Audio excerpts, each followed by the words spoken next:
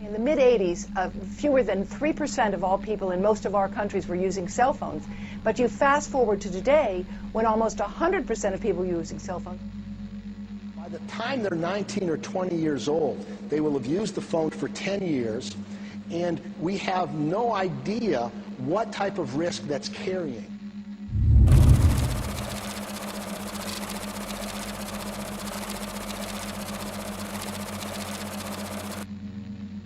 We've immersed ourselves in an ocean of electromagnetic radiation. It's all around us now. Invisible, we can't see it, but we know it's there. Every time you lift up your mobile phone, you know it's there. It's very, very hard to turn the clock back, or if not impossible to turn the clock back. But we need to be aware of the adverse health effects so that we have the choice of taking precaution against the exposures.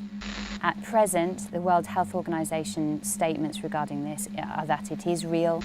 We were not the only cancer cluster around a foam mast. There are many cancer clusters around foam masts. Most of the cancers which will arrive haven't arrived yet. How could we have possibly thought putting microwaves to our brain was safe? We just don't fully understand yet what we're doing. We have an announcement finally on whether cell phones cause cancer.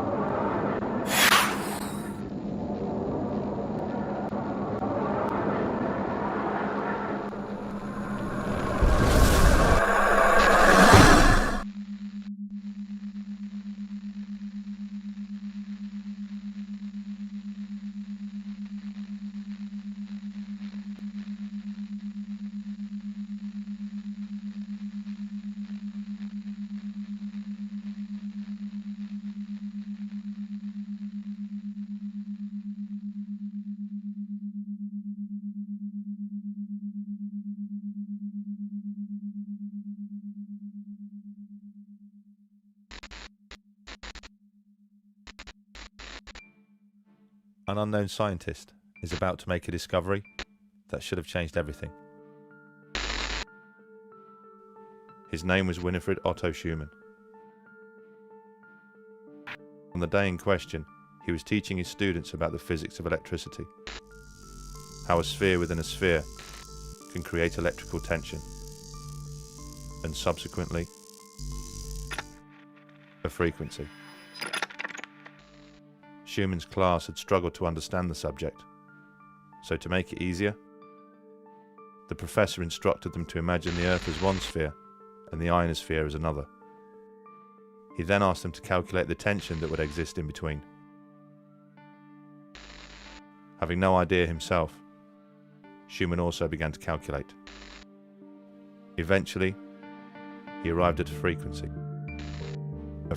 of approximately 10 Hertz.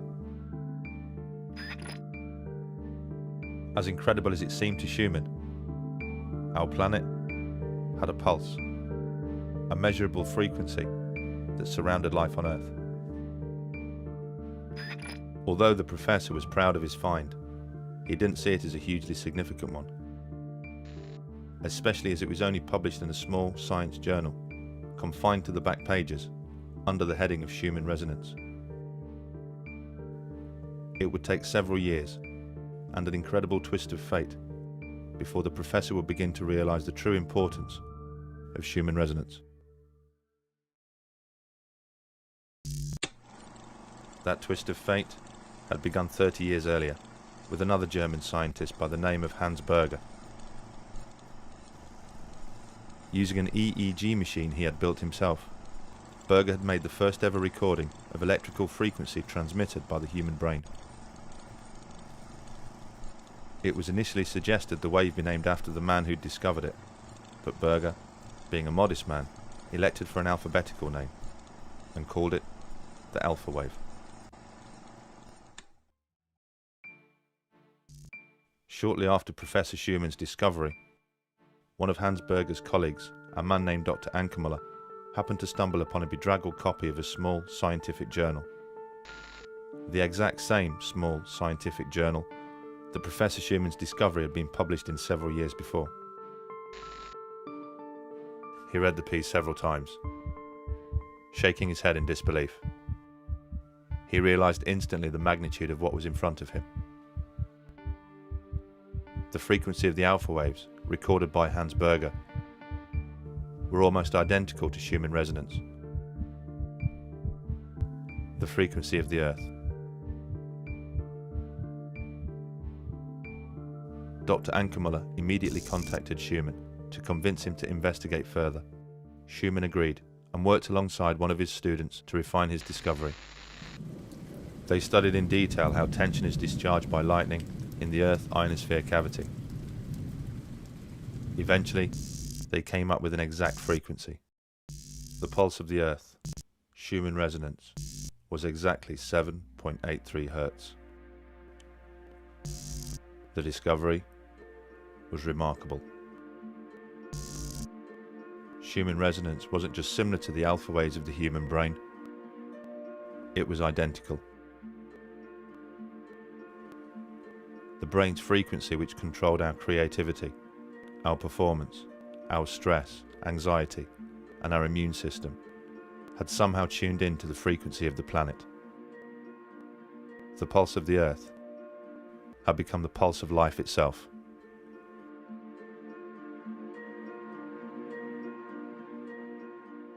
The frequency of a wave is measured in hertz. This refers to the number of oscillations the wave makes each second. Frequencies range from a billionth the size of an atom to the length of the universe itself. In theory, frequencies are infinite, so ultimately endless. If this was a coincidence, it was nature's most spectacular.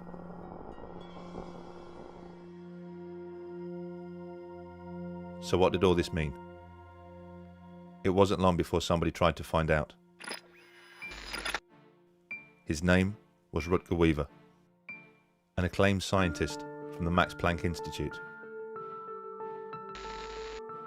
In the early 1960s, the professor constructed an underground bunker in order to examine the circadian rhythms of man.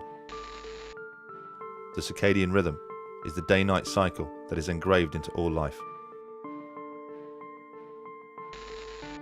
Over a 30-year period, the professor conducted experiments in which student volunteers would spend several weeks at a time living in the bunker, completely shielded from the natural resonances of the Earth. In his results, Weaver noted some astonishing findings. He discovered that when Schumann resonance was filtered out of the bunker, the students' physical and mental health would suffer. He took students down there. He didn't trust to do it with ill or old people. He took young students down there because he knew, Weaver knew that there would be an effect. So obviously underground you don't have Schumann resonance. You only have the transverse magnetic fields from in the Earth. So by putting them underground, they started feeling sick, having headaches. Their circadian rhythm was completely upset. The interesting thing was, when he just introduced the 7.8 Hertz frequency with a magnetic pulse generator, that immediately stopped. Weaver would secretly introduce the 7.83 frequency to the bunker via a man-made transmitter. Each time he did so, he noted the ill effects suffered by the volunteers either disappeared or decreased. Their stress, headaches and emotional distress was reduced, and their sense of well-being was restored. All by the introduction of Schumann resonance. Weaver's research had revealed an incredible connection between human health and the natural frequency of the planet. And in 2011, groundbreaking research suggested something even more impressive, that Schumann resonance could be connected to the beginnings of life itself. The breakthrough came at the hands of Luc Montagnier, the Nobel Prize-winning scientist who first discovered the HIV virus. The professor was conducting water memory experiments, examining how water could retain a memory of substances that had previously been dissolved in it, when he stumbled upon something that would challenge the very principles of science. All life comes from life. This is a fundamental principle of science, and one which has never been violated in any experiment. Life can only exist where life has existed before. And the mechanism for this has always been understood to be a material one, such as egg and sperm, or spore and cell division. But Luc Montagnier's experiments have offered a very different hypothesis. The professor showed that DNA sequences, the very building blocks of life, communicate with each other in water by emitting low-frequency electromagnetic waves. Even when the DNA was kept in separate test tubes, the professor still recorded electromagnetic communication between them. How sophisticated could this communication be? Well, Luc Montagnier showed they are able to organize nucleotides, the ingredients which actually make up DNA, into brand new DNA. Science has combined these ingredients countless times before, but in no experiment have they ever been able to recreate the spark of life and transform nucleotides into actual DNA, not without DNA already being present. Life, after all, can only exist where life has existed before. But in Luc Montagnier's experiments, the DNA had been completely filtered from the water. Yet new DNA was still formed. Just how was this possible? How had Luc Montagnier managed to achieve what no other scientist could, and create life where no life was present? What was so different about Luc Montagnier's experiments? There was the presence of a frequency which, when removed, would cause the experiments to fail, but when present, would ensure that they would succeed. That frequency was 7.83 Hz, Schumann resonance.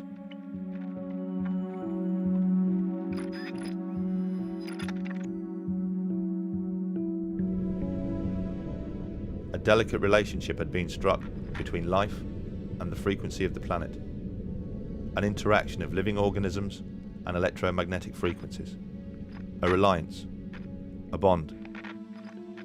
Evidence of this can be found by reading the science papers, but more obvious proof can be found by simply walking outside.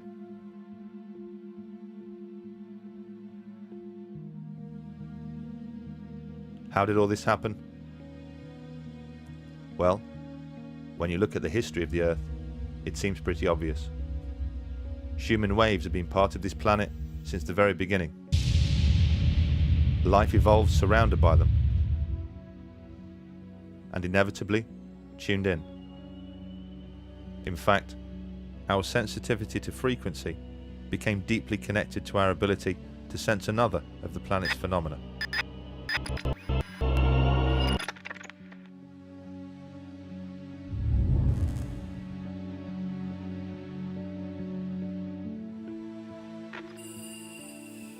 Two billion years ago, magnotatic bacteria formed a simple but intriguing relationship with the Earth's magnetic fields. The single-celled organism contained particles of magnetic material. This enabled it to act like the needle of a compass and orient along the magnetic lines of the Earth. As organisms became more complex, so did their reliance on the Earth's magnetic fields.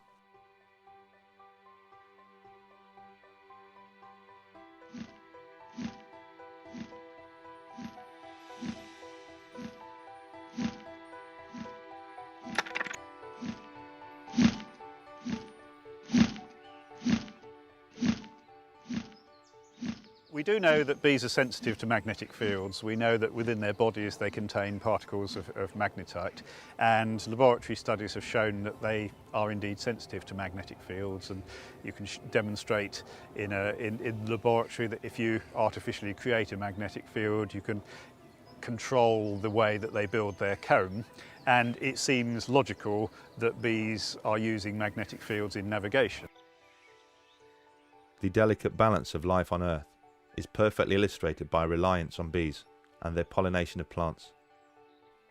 It's hypothesized that without bees, life wouldn't stand much of a chance.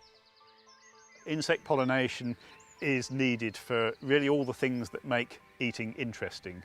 So all the fruits, the nuts, and things like that all require insect pollination, and bees are the most important group of pollinators.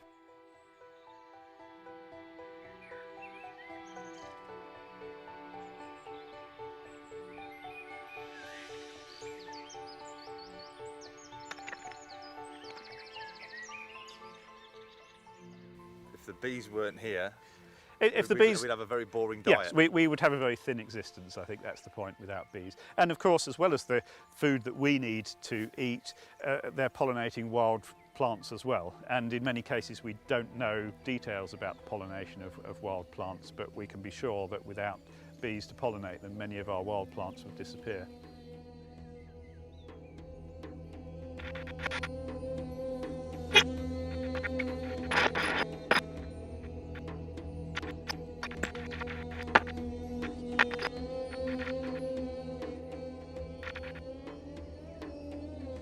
We are with Marianne Fraser, the Senior Extension Associate for Beekeeping at Pennsylvania State University.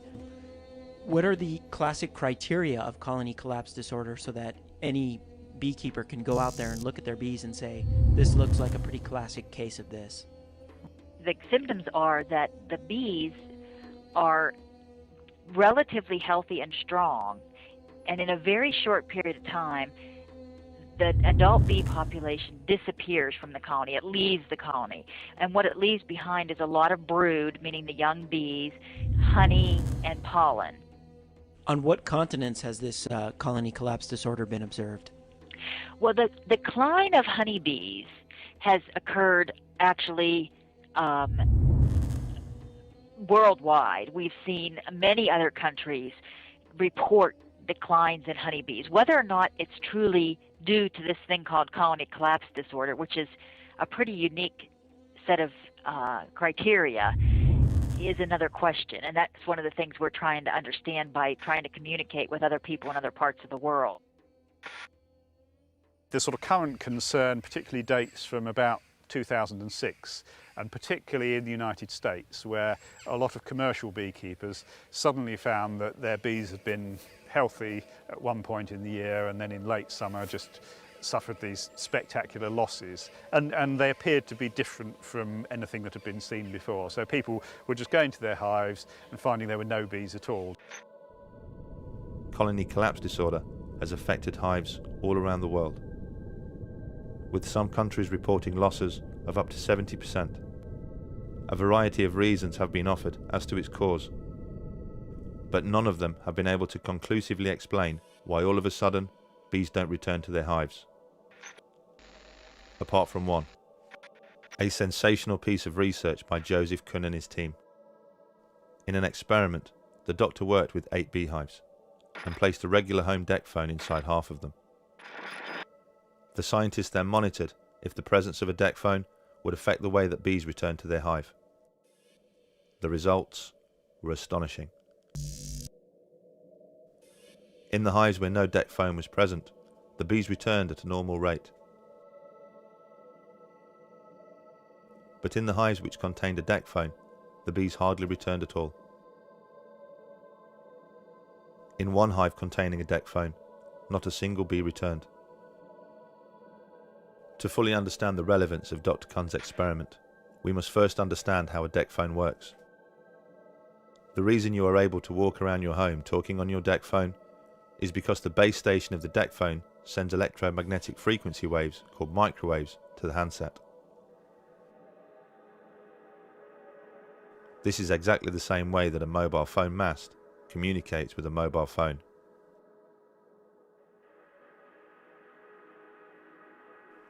A deck phone is basically a miniature version of a mobile phone mast.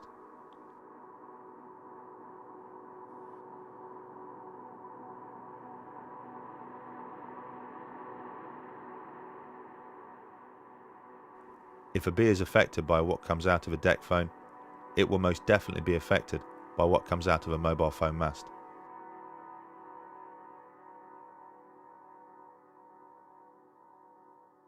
And with 4 billion mobile phone users around the world, all of a sudden, there are an awful lot of mobile phone masts.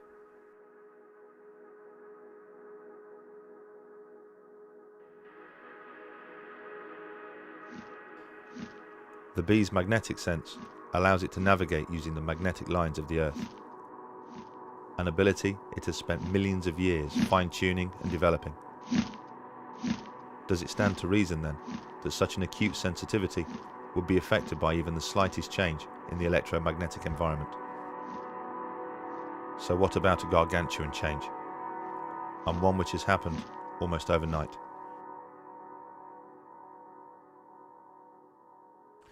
Are there other species that have this sensitivity to magnetic fields?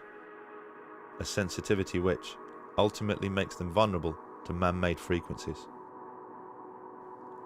Unfortunately, the discovery of a new protein cell called a cryptochrome suggests all life has a magnetic sense.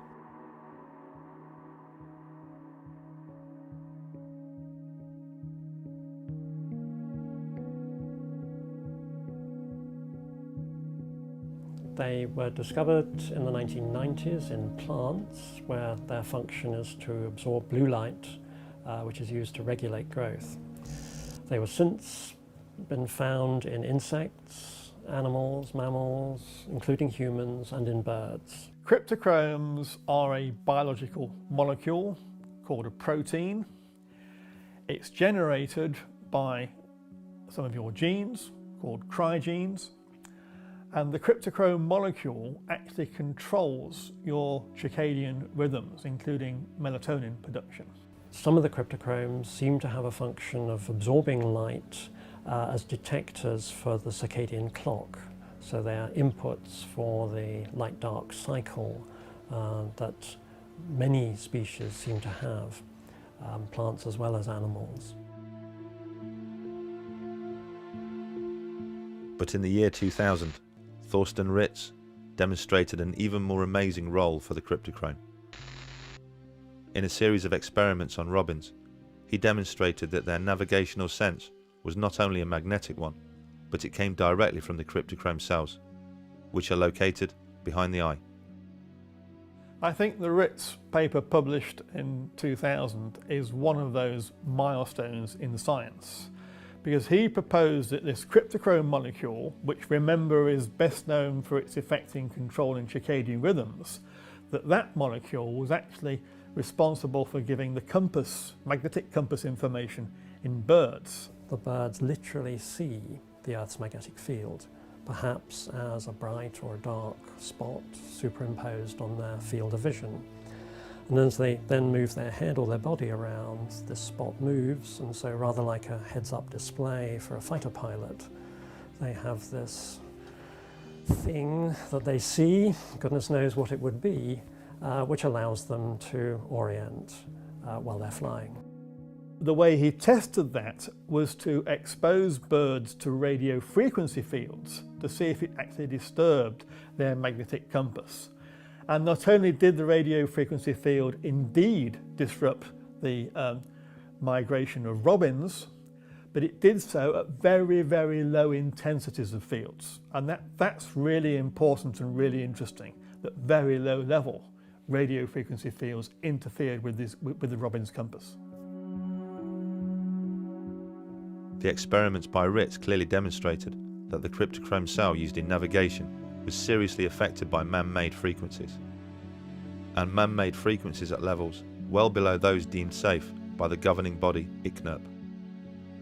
All of the animal navigation studies, the cockroaches, the zebra finches, the chickens, the robins, they've all had their magnetic compass disturbed by radio frequency fields well below the ICNIRP public exposure limit.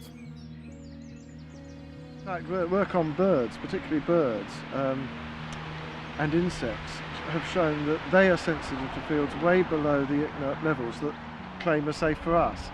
If you look at where the research shows they're sensitive to, there's good stuff in the literature showing it's significantly lower than what we're allowed to be exposed to, and therefore what they're exposed to in the environment.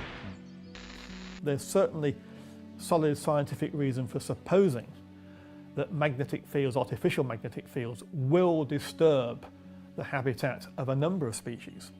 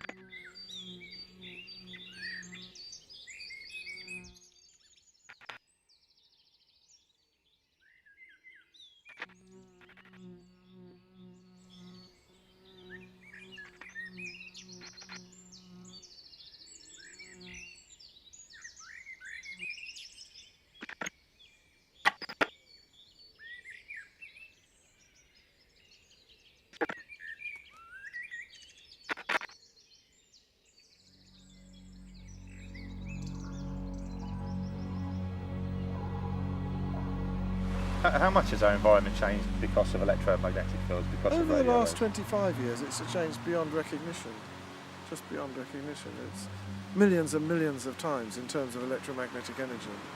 The former National Radiological Protection Board, in one of their documents, said that they thought that the radiation environment, if you like to call it that, had increased many millions of times from what it was 50 years ago. Many millions of times. It's an enormous change in environment on Earth, and it completely swamps all these natural signals, including the Schumann waves that we have evolved with.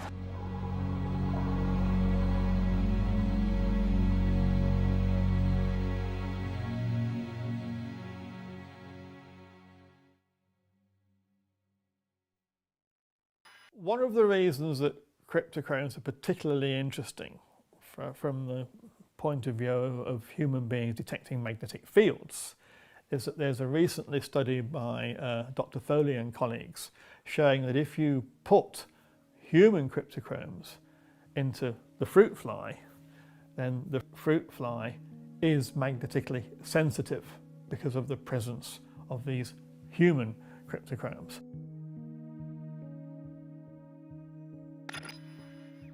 So this is actually showing that human cryptochromes are magnetically sensitive, actually detect magnetic fields.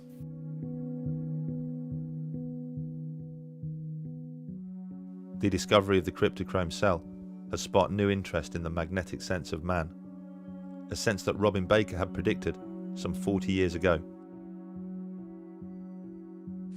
This is not some kind of scientific blind man's buff. It's an experiment to find out whether children have a sense of direction. Blindfolded and ear-muffed, the subject is turned around in a special chair until he can't remember which direction he's facing. The chair stops and the subject guesses whether he's facing east, west, north or south. West. The guess is recorded in a small computer.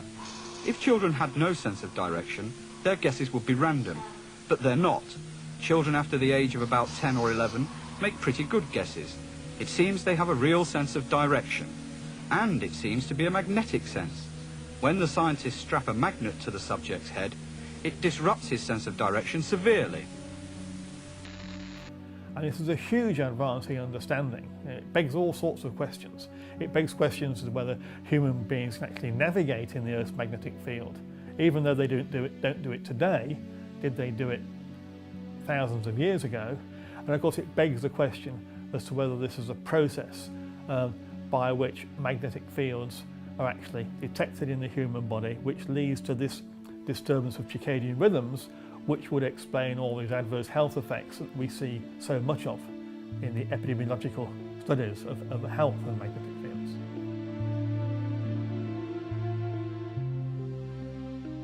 If mankind has the ability to sense magnetic fields, the same ability as the bees, the birds, and the butterflies, does that also mean that we are as vulnerable as they are to man-made frequencies? Will changes in our environment affect us, as it's clearly affecting them?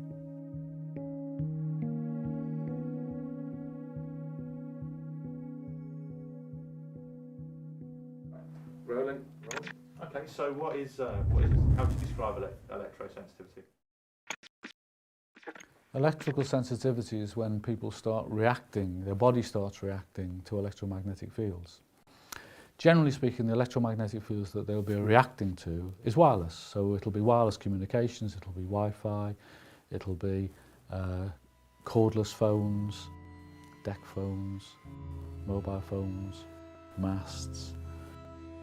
All of them emitting signals that our body has never experienced before.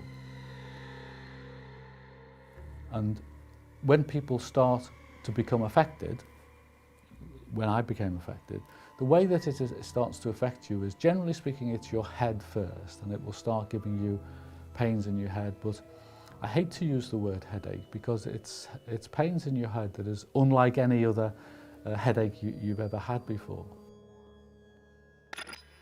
Most people's complaints are things like cardiac arrhythmia, insomnia, headache, visual disturbance, vertigo, different kinds of paresthesias or neurasthesias where they are feeling unusual sensations within their body. But really it can also affect endocrine function, thyroid function. Again, the list is really endless. In my particular case, and this is not everybody's case, if I then don't get out of the environment, I start getting quite severe pains in my gut, and that will then mean it's too late, and I will then start bleeding internally. I think that the symptoms are so diverse, and the associations that people make are very difficult to accept if you have no knowledge of this subject, which most physicians do not have. And that's no fault of their own. We're not trained to recognise this condition. It's very innovative, and our understanding of it is entirely embryonic at this stage. We're at the very first steps of unravelling and fully understanding this condition. Brian, like many sufferers of electrosensitivity, has been forced to make radical changes to his home. These two rooms have been completely shielded in metal foil, so that this room and the bedroom are a Faraday cage. And if you actually check the electromagnetic fields, or indeed the microwaves, and this machine is simply converting microwaves to noise, you find that the mast that is about half a mile away over there, which causes me a problem, by shielding the room and putting metallized glass, means that I can eliminate most of the electromagnetic fields. The aspects of an organism that allow it to detect and respond to electromagnetic fields, you could say this word's going to use in a number of different contexts, and if you bisect it and break it down, electrically sensitive, you could say that really that's a response to life itself. In that, for example, if we're looking at an organism to determine the presence of life, we're really looking for the presence of electricity. So with the electrocardiogram, for example, the ECG, and the electroencephalogram, the EEG, what we're looking at there is the presence of electricity from those target organs, the brain and the heart. And when we see the presence of that, that's a sign that there's life.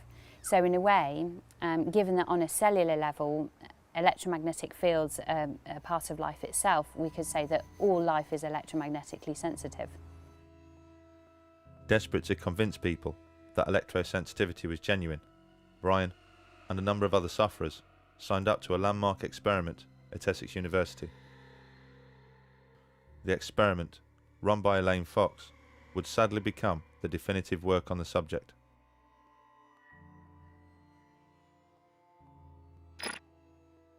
You have to go into a shielded room, and you go in there for a relatively short period of time, and the mast is on for 10 minutes and off for 10 minutes and on for 10 minutes, and to see whether you can detect whether it's on or not. And I went into the room having told them that I would not be able to tell them whether the mast was on or off or on. Why's that? Because their understanding of how you react to this is wrong. This is not a case with most people where you turn the mast on and, oh, I'm affected. They turn the mast off, oh, I'm okay again. It doesn't work like that. I suffer with hay fever. And when I go into a field where there's pollen, it takes a while before I'll be affected. But it takes a long time before I'm not affected. I can be removed from the hay field for 24 hours, but I'll still be feeling my hay fever. And electrical sensitivity with most people is a little bit like that. The way the team had set up the experiment meant it would be almost impossible for Brian and the other volunteers to prove they were being affected.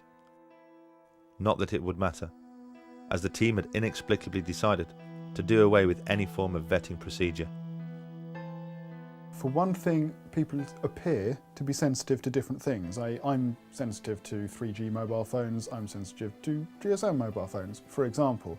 There are differences in the way the modulation works. I have no idea whether they're right in their sensitivities, but if that is the case, then it makes sense that the people who you've got into your study claim to be sensitive to exactly the signal that you're going to be exposing them to. If you have someone that, for example, is always sensitive to Wi-Fi, but they're never sensitive to mobile phones, if they exist, then you make sure that what they're being exposed to is Wi-Fi and not mobile phones, because you're actually trying to prove whether they're sensitive to what they're saying they are.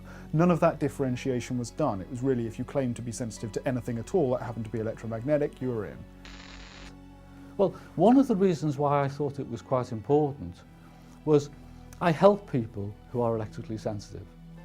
And a couple of months before, I'd actually been to a lady's house who thought she was electrically sensitive, just to try and help her and to explain to her what electrical sensitivity was and what might be causing her problem. And to cut a long story short, it was obvious that this particular lady had a problem, but she was not electrically sensitive. She was definitely not electrically sensitive. But in the going of the conversation, she'd signed up for the Essex trials to try and find out whether she was electrically sensitive. Well, my heart missed a beat. Well, here's somebody that's not electrically sensitive, and they've signed up to go to Essex, and Essex are telling me they don't have a vetting procedure. What they actually found, and this is based on the text in their paper itself, I'm not sort of paraphrasing, is they needed, according to them, with the level of response they were expecting to see from sensitive people, they would need about 132 people, participants in their study, to show a statistically significant effect. That's how much population, if you like, they would need. That's how much data they would need in their study findings before they could say this group is clearly more sensitive than that group. What they got was 44. So from the very outset, they only had a third of the data they expected that they would need to find anything anyway. What they ended up finding was a near statistically significant risk anyway, i.e. the people who claimed to be sensitive showed that they were sensitive with a significance of about 90%. So the borderline at which a scientific paper says, yes, this is statistically significant, is 95%. If you don't get that level of certainty, it's not a statistical finding at all. It could be random chance and noise. They got something which was 90% certainty of an increase in risk, and of course it fails the magic bar at which you can call it a statistically significant result, and it was written off as this demonstrates that people aren't sensitive, when actually it did no such thing.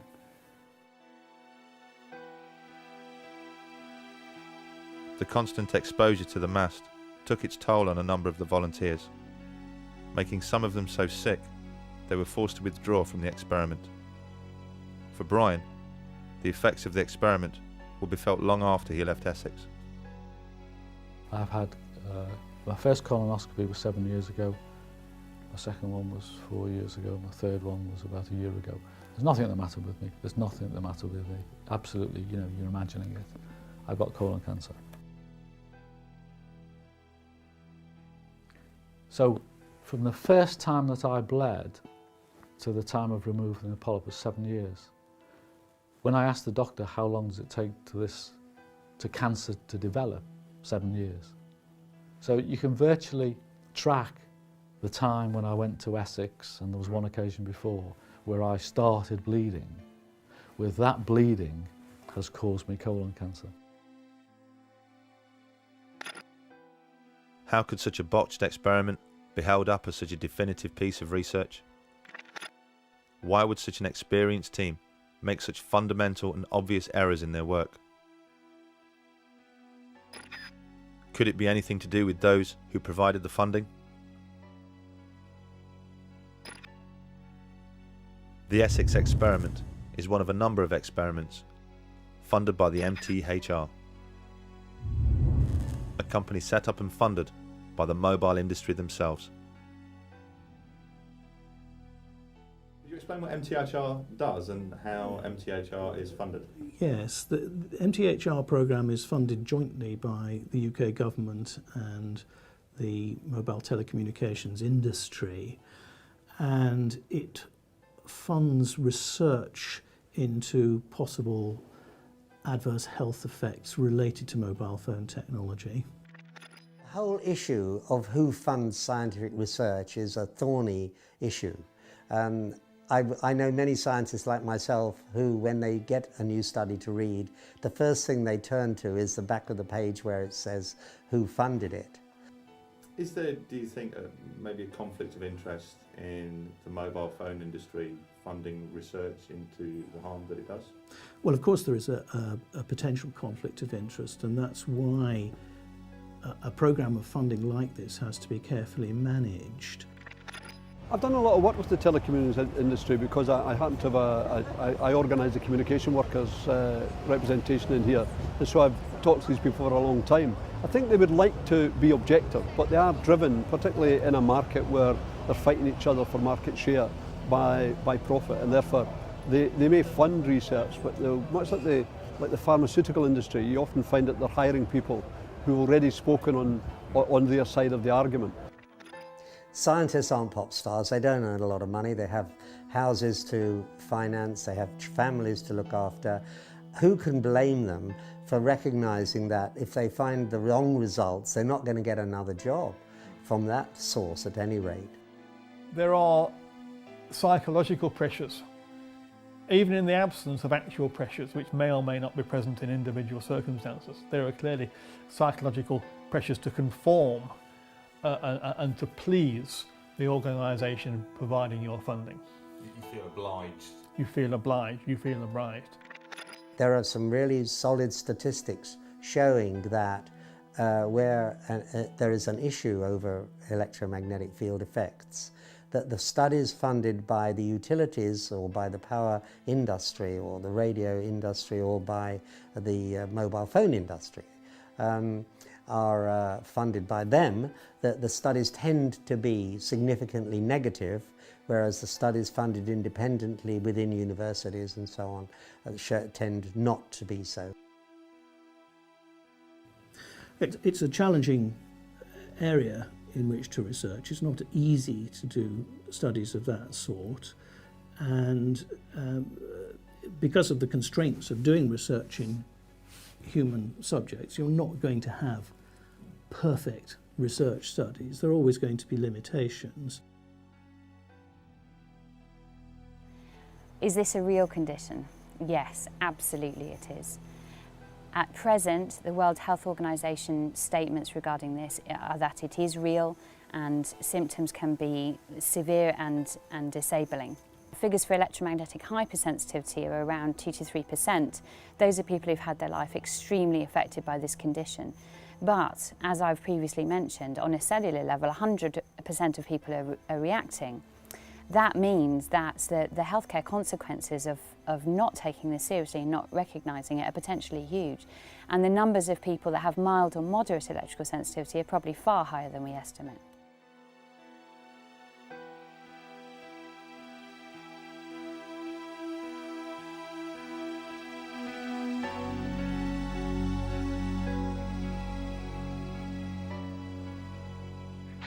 We're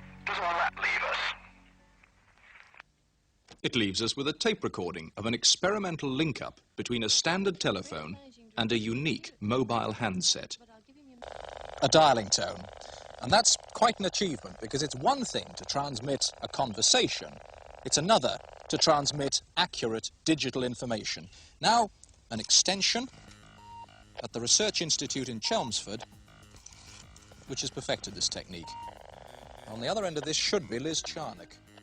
With the advent of the mobile phone in the 1980s, came the need to build a network of antennas to support them. Since then, the telecom companies have erected over 5 million mobile phone masts around the world. But incredibly, prior to filling the air with microwave frequencies, they didn't conduct a single piece of research to ensure there wouldn't be any long-term health effects from such exposure. The grid was built without first making sure it was safe. Thank you for your help.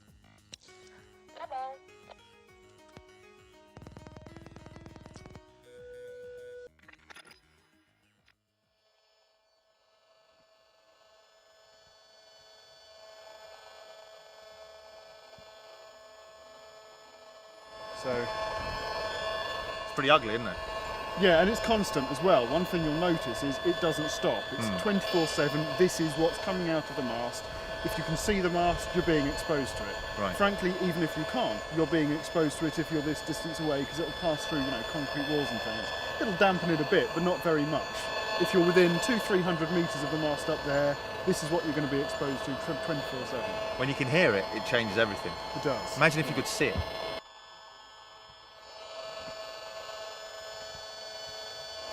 It'd be the equivalent of seeing a daily smog. Yeah.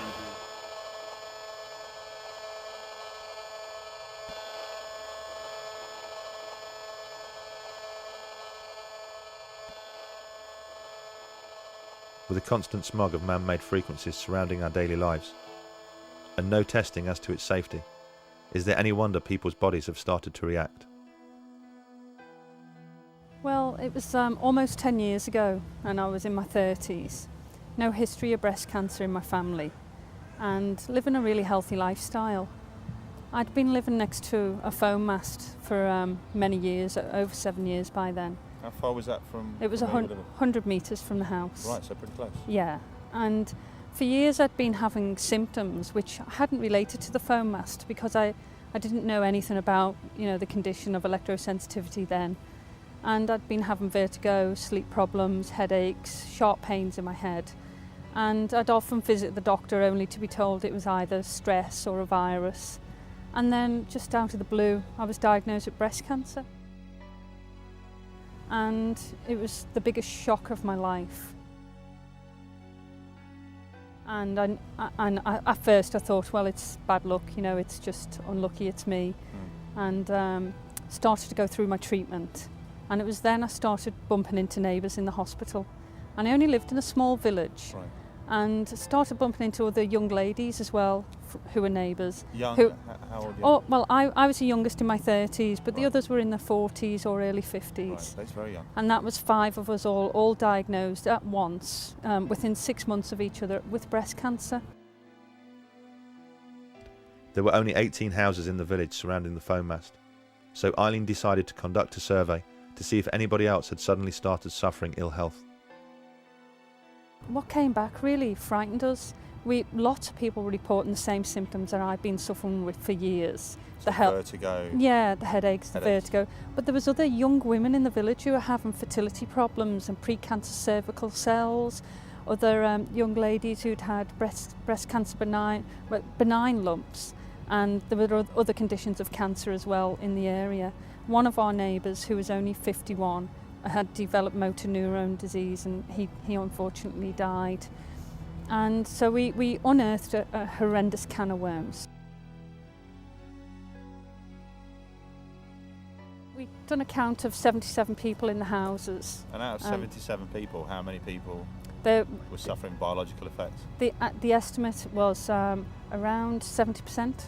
People 70% of people who'd had effects over the years with biological effects, sleep problems, skin rashes, benign lumps or cancer. It was it had a big impact on people in the village. I think this is a global, massive problem. We found since then that we were not the only cancer cluster around a foam mast. There are many cancer clusters around foam masts. And we'd worked with a local scientist where we looked at other foam masts that have been in areas for a long time and conducted other surveys and found other cancer clusters as well.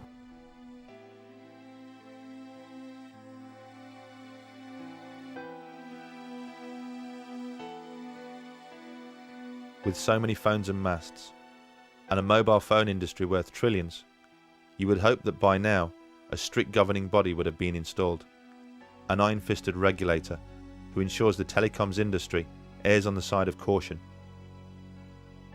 someone to set strict levels which protect the public, someone to ensure that what we're being exposed to is absolutely safe. Unfortunately, we don't have any of that. What we do have is ICNIRP. Well, ICNIRP was set up in Europe about 20 odd years ago to look into non-ionising radiation. It stands for the International Committee of Non-Ionising Radiation Protection, and their job is to look at all the literature that comes out and basically summarise it, say this is what the science definitely says. You can't get elected to it, you get invited to join it, right, if you're one of the preferred people. Right, got so you. It's always erred on the side of industry because that's really where its roots are. So what we've got is we've got a guidance standard which they've set, which has been adopted by most of the countries in Europe, and it's been something that the European Commission themselves recommend, including their expert body CENIR. But those guidelines are based on evidence that we know has a cause and effect for radio frequency radiation. So the only setting that exists at the moment for energy that's around the same frequency of mobile phone masts, mobile phones, decked cordless phones, wireless communication devices that we're used to on a daily basis, is the one that we know works for microwave ovens, i.e. if you generate enough energy and localise it in a small enough area, you heat things. You heat tissue, you heat anything that has some level of water in it. None of the current rules are anything to do with chronic health effects or cancer. None of them, not one of them. They're all set for heating effects and acute effects like prickling of the skin or your eyebrows going up or something like that, you know. None of them are for long-term health effects. So saying that it's below 40, that means nothing. It's meaningless. It's meaningless. It is not intended to protect from long-term health effects. ICNIRP is just irrelevant. It's irrelevant. Well, for example, if you want to make sure that nobody exceeds the speed limit past a school, set the speed limit at 1,000 miles an hour. Then everyone will obey the speed limit. No one will exceed it. You know, everyone can go sailing past this school at 999 miles an hour and the limit will be complied with. The advisory body effectively are not set up to look at the evidence with regards to safeguarding the general public. So ICNIRP essentially there to establish what's 100% facts, and anything that's not 100% facts is not their concern. That's right. They'll talk about it, they'll summarise what there is, what there isn't, and what's left to find out, and then that's it. They'll leave it there. No recommendations, nothing, because they just don't see it as their job.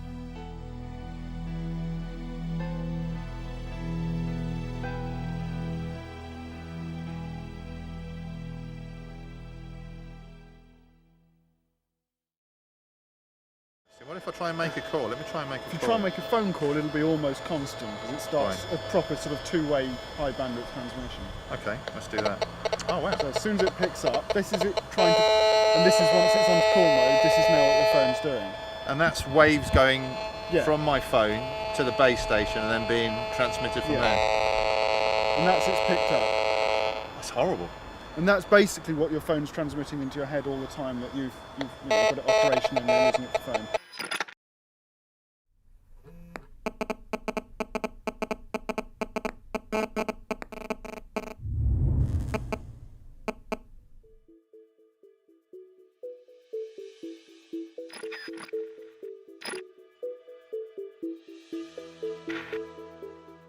It's hard to imagine a piece of technology which has accelerated into our lives quite like the mobile phone. 25 years ago, it was seen as little more than a gimmick. Today, 4 billion of us own one. And the average age of a child when they receive their first phone is just 8 years old. The way a mobile phone works is by sending and receiving microwave frequencies to and from the base station. So having a phone pressed against your head inevitably means your brain is being exposed to those waves. Does the brain react to this exposure? A recent American study shows it absolutely does.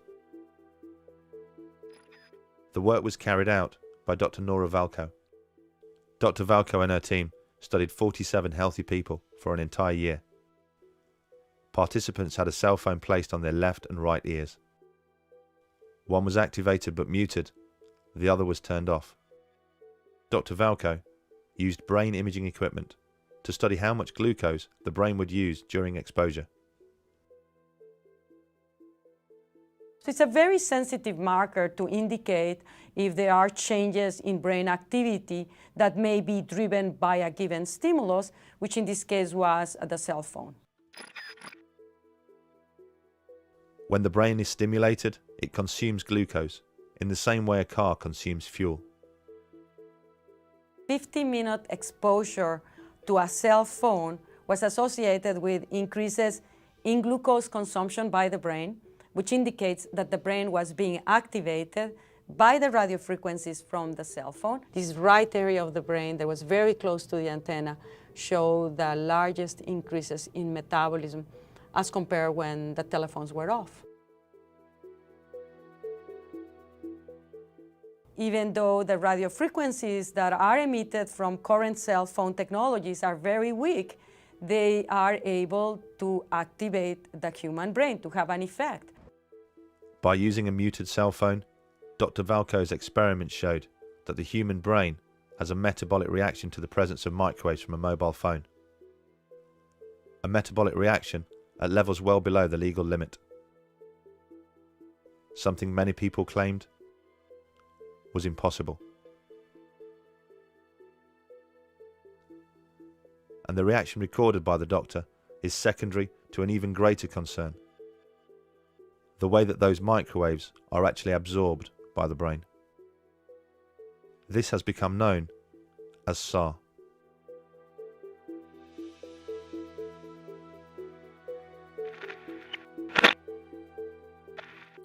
SAR is, well, first of all, it stands for specific absorption rate, and that's the measure of how much radio waves, or how much RF energy, in this case radio waves, is absorbed into the human body over a certain period of time within a certain volume.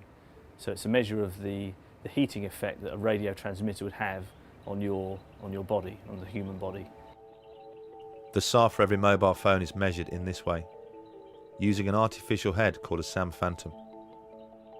This is filled with a glucose mixture which represents the brain. The probe measures the amount of microwave radiation that penetrates the SAM phantom skull and calculates a SAR rating based on how much energy is absorbed.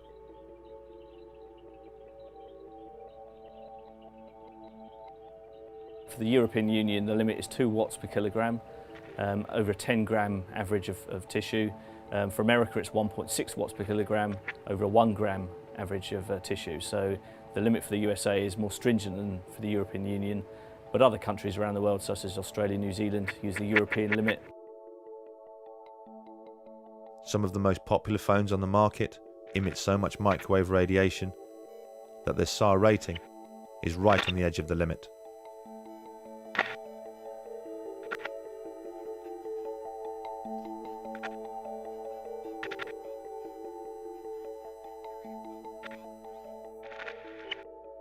Every millimetre of skull helps protect the brain against the phone's microwave radiation, and therefore lowers the phone's SAR rating. Children get their first phone at the average age of 8 years old. An 8-year-old skull is considerably thinner than that of an adult, so you would hope that phones are tested against a skull which represents the thickness of that of a child. The SAM head is an average shaped and sized human skull.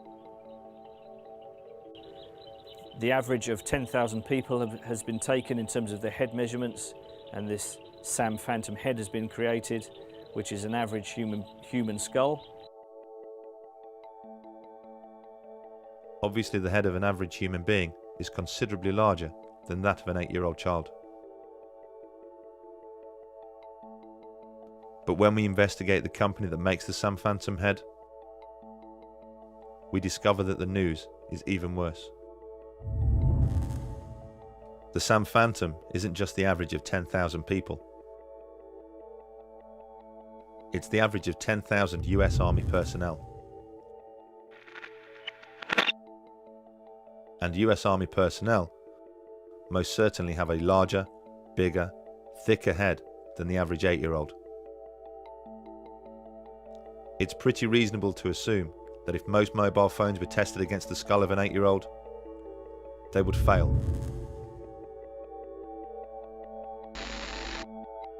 Who is it that sets the standards? A group of people from a committee called ICNIRP.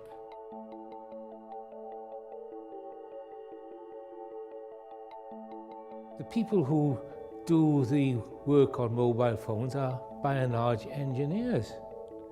They have no idea what is going on inside a living cell, but they are pontificating on this. They make the assumption that the only thing that can affect the well-being of a living organism is if it is powerful enough to heat the tissue. But that's like saying, we know if we boil an egg, it goes hard. What they don't know is that if they don't boil the egg, it turns into a chicken. And they haven't the slightest idea how that happens, but yet they pontificate as if they do.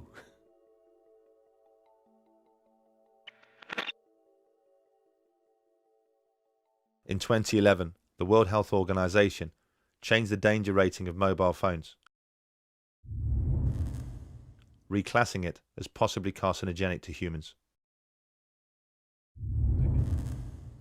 based on an increased risk of contracting a glioma, the type of brain tumour associated with using a mobile phone. What was the catalyst for this abrupt change in status? There have been countless studies conducted into the possible health effects of mobile phones, some showing an effect, some showing no effect. But the most conclusive came from Leonard Hardell. He has overseen the largest and most comprehensive piece of research ever conducted, combining his own work with that of others from around the world. From the early 1990s, they have investigated the phone habits of more than 2,000 people from around the world. People with tumours such as astrocytoma and acoustic neuroma, the brain tumours associated most with mobile phone use due to their proximity to the ear. Their findings are shocking. They concluded that mobile phone use does increase the risk of a brain tumour. And they also discovered why earlier research showed no effect.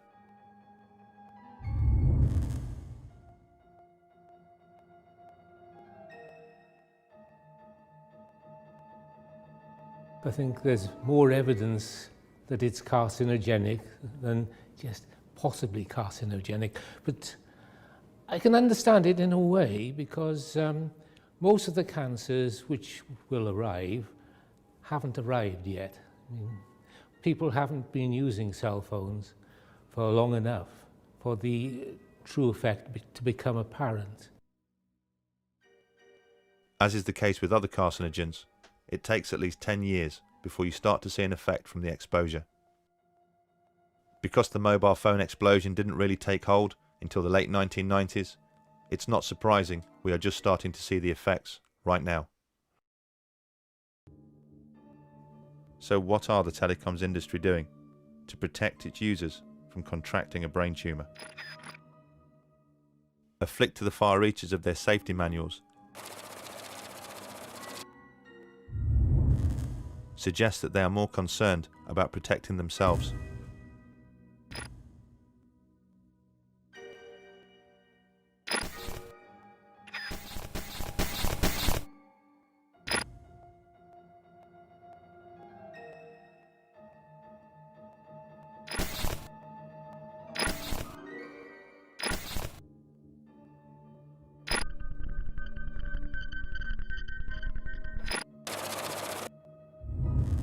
At the back of almost every single phone's user guide are instructions on how far to keep your phone from your body.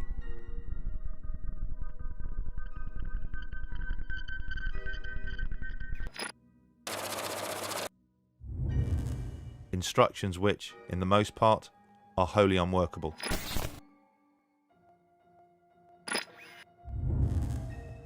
And what happens when the telecoms industry funds research into the harm that they are causing? And that research concludes that there is an effect.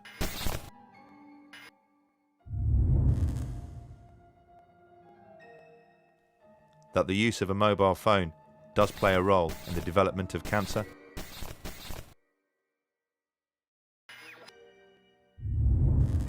They tend to keep that research to themselves. We just don't know what we're storing up with EMF, because the effects are largely long-term, and we have, as you say, this ubiquitous exposure and ubiquitous reliance on these exposures. We just don't fully understand yet what we're doing. Although the epidemiology clearly shows that using a mobile phone increases the risk of contracting a brain tumour, what people like ICNIRP need to see is a definitive cause and effect. How it happens. What's the mechanism? How exactly is the cancer caused? It may seem obvious that a being so tuned in to the Earth's frequencies and so sensitive to her magnetic fields would naturally have a reaction to man-made microwaves. But for years, the telecoms industry have defended their actions by asking the same question. As it turns out, they've been asking the wrong question. The answer is melatonin.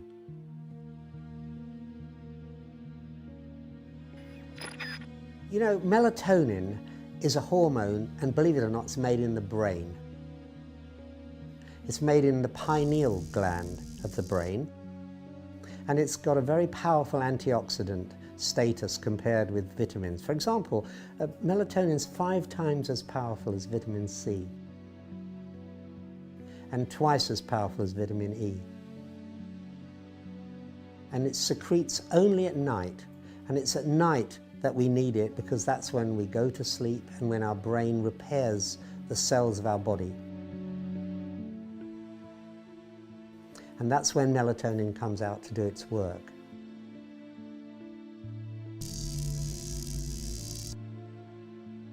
Each day, our body loses about 500 million cells. And at night, that's when our body replaces those cells. Through a process called cell mitosis, the dividing of cells. And what it's doing is it's mopping up what are called free radicals. These free radicals are really the spare electrons left over from the process of making the energy which we need to repair ourselves in the first place. Each night, as our body repairs itself, millions of free radical cells are created as a byproduct of cell mitosis. These free radical cells attack healthy cells.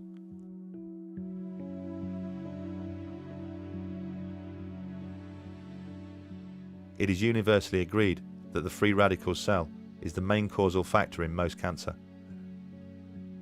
Our body's main defense against these free radicals is its most powerful antioxidant, melatonin. It passes into the bloodstream, And its job is to act as a natural antioxidant, a natural anti-cancer agent. Melatonin is a very, very powerful anti-cancer agent. What it does is it acts as what's called an oncostatic agent, that is, it protects you against cancer. It controls the sleep-wake cycle so that you get a good night's sleep when you've got proper melatonin. It's an anti-aging molecule. In other words, by mopping up those free radicals, it leaves your skin and complexion looking younger.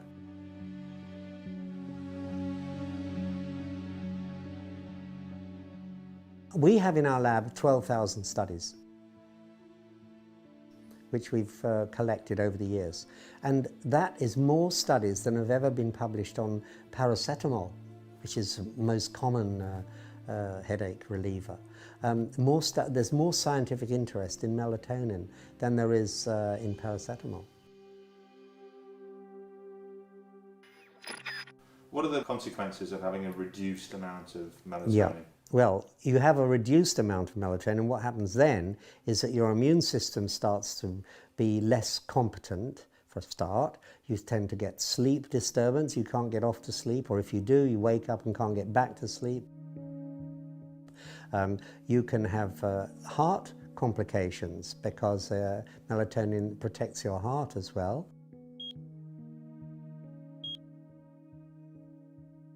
And you're much more prone to disease because your immune system is not functioning at its best. So these are some of the things that happen when you have a lowered melatonin level. And for example, the average woman with breast cancer has only got 1/10 of the melatonin of a normal woman of her age.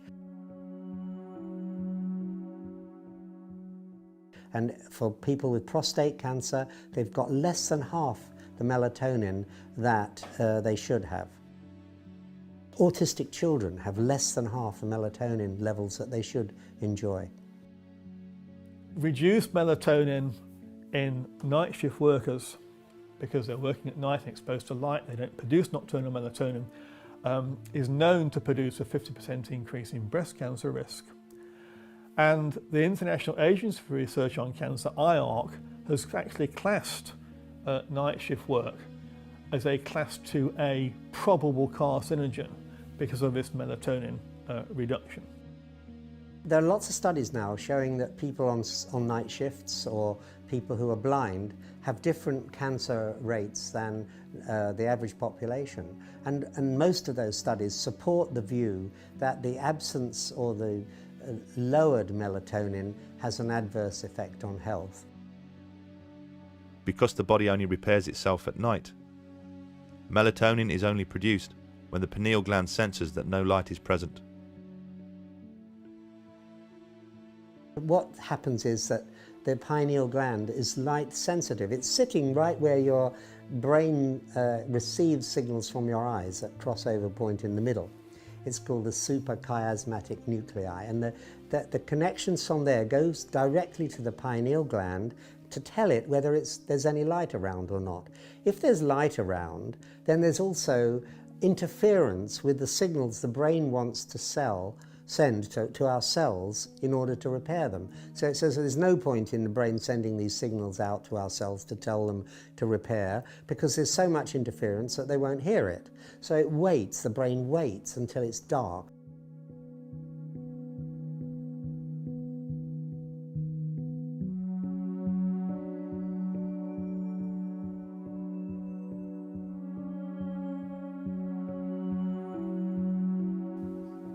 What kind of research has shown that there's an effect on melatonin production from electric fields, magnetic fields, radio waves? Right, well, the Battelle Institute in America has done a lot of work on this way back from the late 1970s, in fact.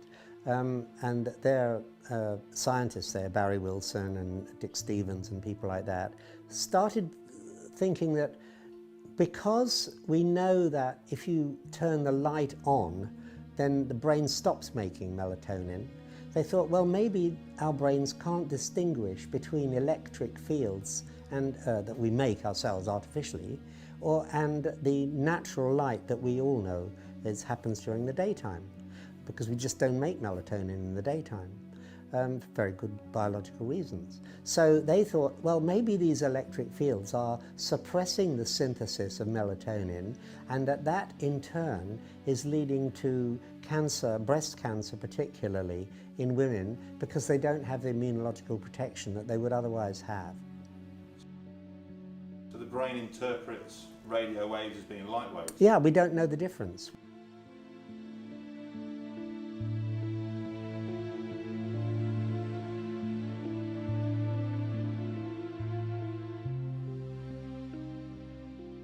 The hypothesis that the pineal gland cannot distinguish between light frequencies and man-made frequencies is certainly backed up by a wealth of research.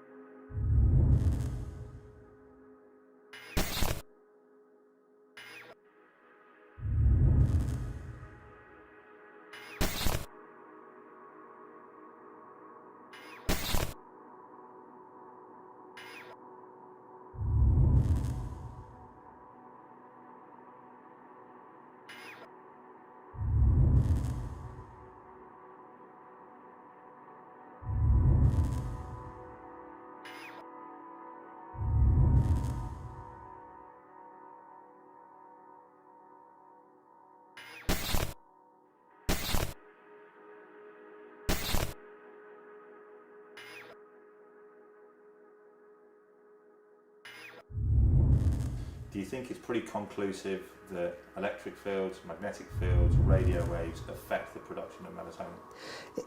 This research, which shows that kestrel melatonin levels fall with exposure, that white storks nesting on buildings near to radio masts have lowered progeny compared with stork nests a long way away from radio masts, studies on ants, studies on bees, and studies on birds of various kinds, studies on marine mammals, all point in the same direction. But then there are studies in the laboratory of cells in the pineal gland which actually synthesizes the melatonin, and looking at the effects of magnetic fields on those cells.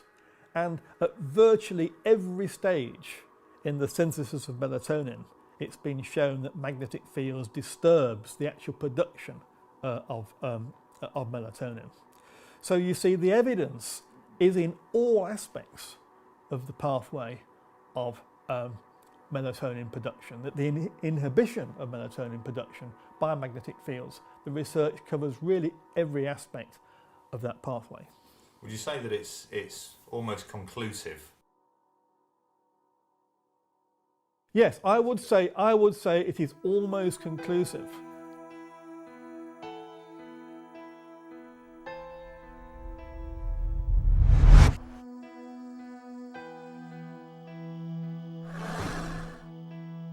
The genius of our body means it is able to counter the production of free radicals with the production of melatonin. We have created in ourselves a precise balance, a perfect system of defense. It has taken our body millions of years to perfect this technique. A technique created based on the surroundings we have evolved in. But over the last few decades, our surroundings have changed, and changed exponentially. To the naked eye, the world appears to be the same. But at a cellular level, it is the biggest change in environment life has ever encountered.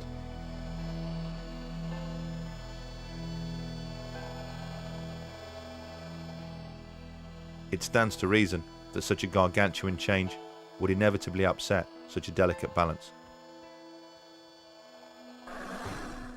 And the consequences of our bodies not producing the right amount of melatonin could be disastrous.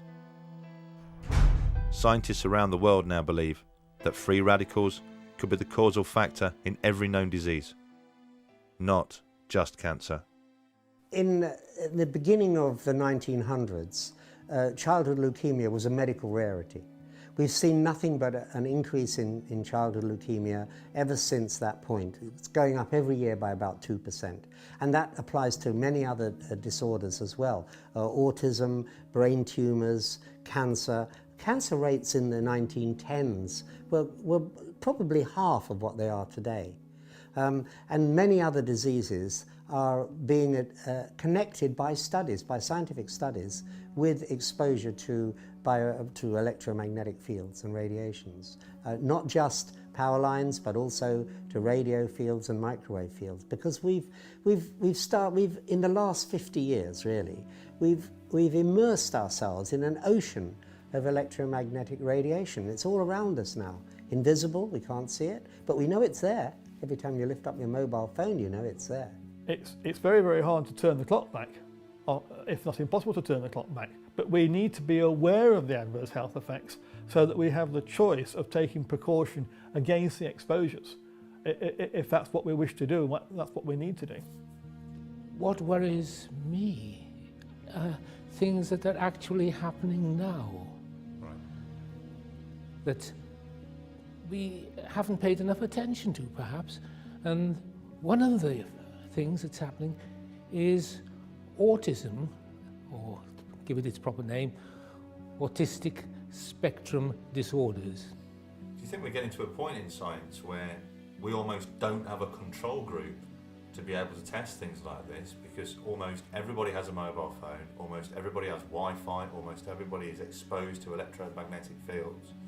Yes, we are reaching a situation where so many people are exposed to electromagnetic fields from mobile phones and Wi-Fi that we no longer have a control population to look at the difference between the health of people who are exposed versus the health of people who are not exposed.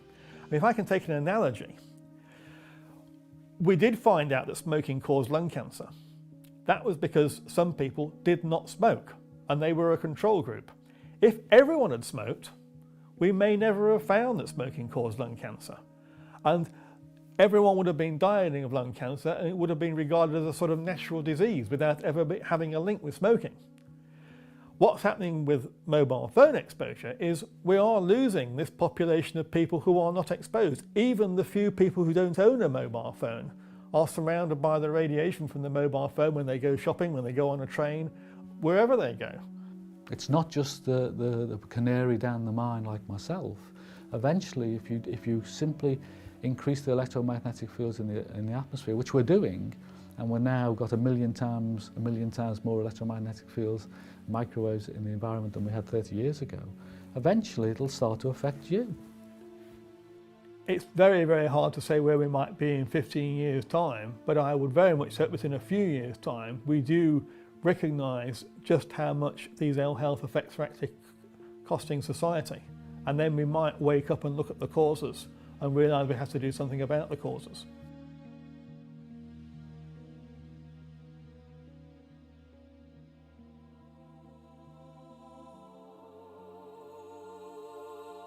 We are a brilliant, yet complex organism.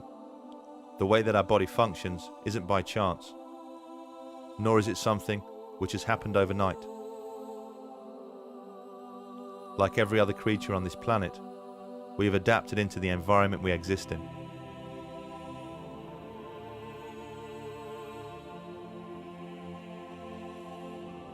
An environment which, since the beginning of time, has had a delicate balance of fields and resonances. These phenomena don't just surround us, they make us what we are. The cells of our body communicate with each other using light frequencies. Our DNA uses electromagnetic frequencies to reproduce itself. At the core of everything are protons and electrons, positive and negative, making all life magnetic. We are, as all life is, equipped with cryptochrome cells, which allows us to sense those fields in ways we barely understand. We are beings of frequency, electricity, light, and magnetism. And to become this way has taken millions of years, a process which started with the very first cell. Although we have embraced the wireless technology and accepted it into our everyday lives, at a cellular level, our bodies haven't. The frequencies that now surround us are as alien to ourselves as they would be to our eyes, if only we could see them.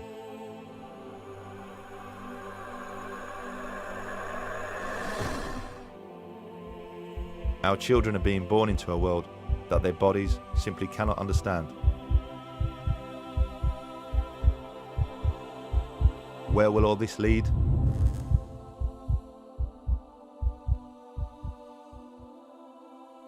As this film is being made, 4G technology is being rolled out around the world. To accommodate this, the ceiling levels are being increased.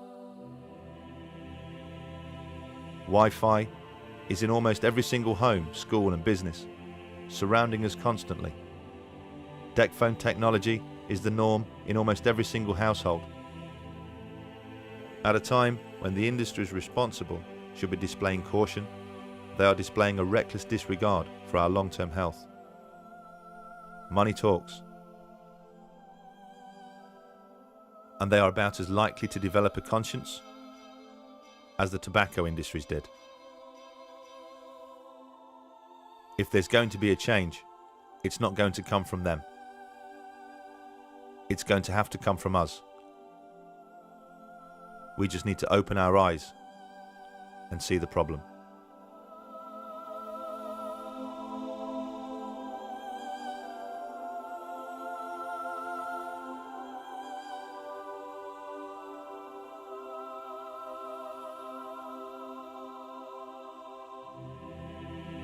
Would the MTHR, do you think, fund research into radio waves affecting melatonin, given that this is the mechanism that people seem to point to, that mobile phones affect the production of melatonin? Melatonin is an antioxidant, a free radical vacuum cleaner, if you like.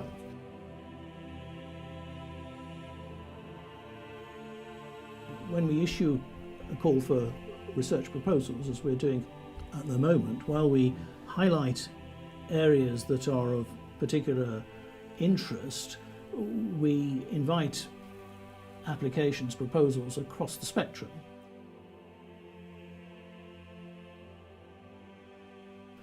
But it would have to be prioritised alongside the other applications that we get. We only have a limited pot of money, but we don't rule out funding research on melatonin. It's not one of the areas that we've identified as a priority at the moment.